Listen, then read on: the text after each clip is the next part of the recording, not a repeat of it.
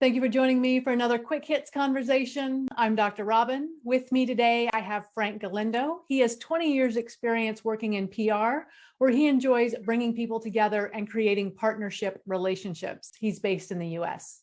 I have Keji Moses. She is the founder and CEO of Mayah's Legacy, where they support women and families suffering from pregnancy loss. She's in the UK. And I have Kevin Wash. He's a coach, mentor, author, trainer, and speaker, running a consultancy business specializing in sales for international property development based in Spain. The question I have for the three of you today: does accepting a social media connection request give someone carte blanche to pitch you? So something that I train people on is setup. It's all about the setup. For example, if you're a boxer and you want to knock somebody out and your weight is on your front leg, the chances are you're going to fall over and get hit, counterpunch, and get knocked out. So if you just cold call me via LinkedIn, if you send me a connection request and then you immediately hit me with that wonderful line that I get a lot of, I can solve all of your problems, when they have no idea who I am or what I do, then I think they're not setting anything up correctly and they're in danger of leaning forward and getting knocked out with a counterpunch. So I think they should step back and review the method of their approach. In fact, what I do now, if I get any of these, I immediately send them a profile on my company and say, I can tell by your approach you have a gap in your sales and marketing needs. Here's what I do. Maybe I can help you. And that kind of stops them in their tracks. To me, I'm a firm believer in building relationships, and I don't like the cold calling. Sometimes I see the emails, and to be quite honest with you, I ignore some of it. I just send a response back to say I'm not interested. I think that number one, it says something about the other person. They're not really interested in me. They are just interested in selling me a product, and I am interested in people that want to find out more about me, and then I'll give you my business. To kind of go back to the crux of the question, if it's carte blanche, right? Or you approve the connection, right? Or you allow them to connect with you, if that just gives them the right to just pitch you anything. I mean, at the end of the day, I think it's the responsibility of the person accepting the request to either let it be, and then whatever happens after accepting the request, it is what it is. Horrible pitch, delete, block, ignore, or do you do your due diligence, right? As the person who has this, for example, list of requests, and say, okay, this person, kind of know him, kind of don't know him, have enough people in common, or like there's nobody in common, or there's one person in common, and you can tell right away by the person's title that they're probably going to sell you. So if you accept them, be prepared for the pitch. And if you realize that maybe that's where this is heading anyway, then you just don't even bother accepting. So there goes the carte blanche on that. But I think, once you accept those requests, then be prepared for anything, right? I definitely look at it and say, is this person likely to just pitch me? And if I think the answer to that is 95% yes, I may not even accept the connection request.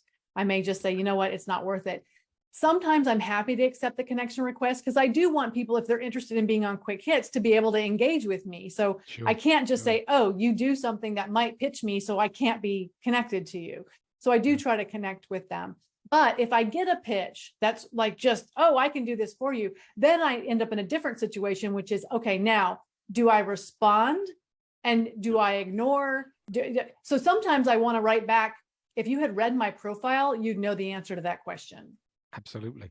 Things like, oh, I can help you be an author. I've written 3 books. I think there's normally a pattern, especially on LinkedIn, where if you check your profile searches, my favorite ones are wealth management. I get so many contacts from wealth management, and they'll check my profile, and the next thing I see, I've got a connection request. And I know they don't really want to talk to me. They don't really want to use my services. They want to pitch me because they think that I'm in need of wealth management, and they contact me and tell me they're going to resolve all of my wealth issues, which is very impressive, again, because they must have some kind of psychic power because they know absolutely nothing about me. I think if you see somebody that has left a story or something on LinkedIn and you think, okay, I could potentially get involved with that, there's nothing wrong with contacting that person and saying, I saw your post, it was really interesting. I think we have something in common. Would you mind a 2-minute call or a 2-minute email? And then the email would be a very, very, very quick introduction about what the connection was in that post. But to just pitch somebody out of the blue, like you say, I can help you write a book. Yeah. So is it rude to respond with sometimes it depends on how snarky I feel. Sometimes I'm pretty snarky back. Like, really? And other times I have a snarky response and then I'm like, you know what? I'm just going to ignore it. It's fine. And I don't say anything. But then I kind of feel a little bit rude too about, well, they did message me, but maybe they didn't message me. Maybe they messaged 500 people and I just happen to be one of them. Yeah. For me, when I see that there was a glitch in this mass messaging platform that they used where my name's not even correct, it's a bunch of symbols and whatnot, I ignore it. I'm like, they're definitely not talking to me. I ignore it. For the other ones, again, for me, it depends how much time I have. So I get stick in a LinkedIn in this case, because we're talking about sales pitches. Usually that's where they're going to come from. Right. I like the automated responses, so I can just hit the button, says no, thank you, or not interested, and then I move on with my day. But if there is some thought, I know this sounds kind of weird, but if there is some thought into the pitch or the message or whatnot, I may actually say, thank you so much for reaching out, but I'm not the person you're looking for, blah, blah, blah. It's funny how you do feel kind of rude, quote unquote, depending on the way they reach out to you, how you respond, if that makes any sense. Sometimes I do get pitched from people. Like, for instance, there was a time when we were looking for a marketing person to do our social media platform, and we did actually need someone, and I was approached by someone else, but I just read through it and I just thought that I'd rather just give that business to somebody I knew than somebody that bit me on LinkedIn. And that's just the way I build relationship and I build connections, and those are the things I need to do. And that's how I operate. Thank you. It's all about the nature of the approach. If somebody's taken a little bit of time and made a little bit of an effort and it is slightly personal to you, there's no problem. And I will always, if I'm not interested, I will generally respond with a message saying, thanks very much. It's not for me, but I wish you continued success. No problem with that whatsoever. But then to go back to your question, Robyn, about are you being rude? When somebody sends me these random pitches that they have absolutely no idea what it is that I do, I love it. We can solve all of your problems. Well, great. Just before you solve them, just tell me 2 of them. And they never come back to me ever. I think it's like that in life, isn't it? You get back what you give out.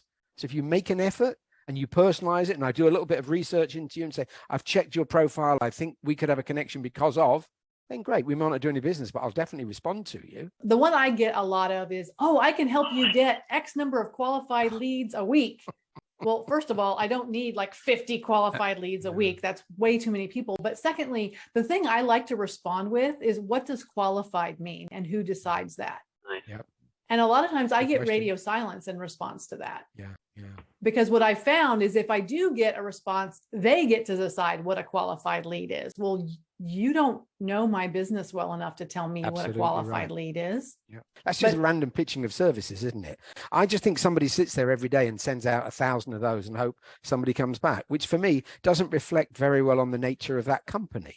Because if that company is telling its sales development representatives, or whatever they're calling them today, that, okay, you've got to get out there and send 1,000 random mails, I'm not sure I'd want to deal with a company like that anyway, because their product probably isn't very good either. I did tell a financial services guy who his pitch recently was, let me look at your current portfolio and I can tell you whether it's any good or not. And I replied to him and was like, I have a policy not to let strangers look at my financial situation. My thing at the moment is cryptocurrency. I get bombarded with people that convince me I can become a millionaire. If only I listened, because really I could be a multimillionaire by now, just in the last 3 days of pitches that I've received in my inbox. It sounds like we all kind of have the same idea that when we get an invitation request, we do look at it and kind of think, okay, is this someone who legit wants to connect with me? Am I going to get a pitch? And if we connect anyway, and we do get a pitch, then we look at the pitch and kind of decide, am I going to respond or not? And I hear that all of you are dealing with the same kind of, well, I don't want to be rude, but I also, this is ridiculous. And so there's that line between how do you respond or not respond? I love your response, Kevin. Oh, you're terrible at this. Let me teach you how to do it better. Let me pitch you back. You know, the strange thing is I've not got any business from that response. I do know that they're in some kind of cycle when they send me a pitch, I reply, no, thank you. I give them a reason. They're like, oh, thank you for responding. And then 3 days later, I get another pitch. I'm like, you did not pay attention. Yeah.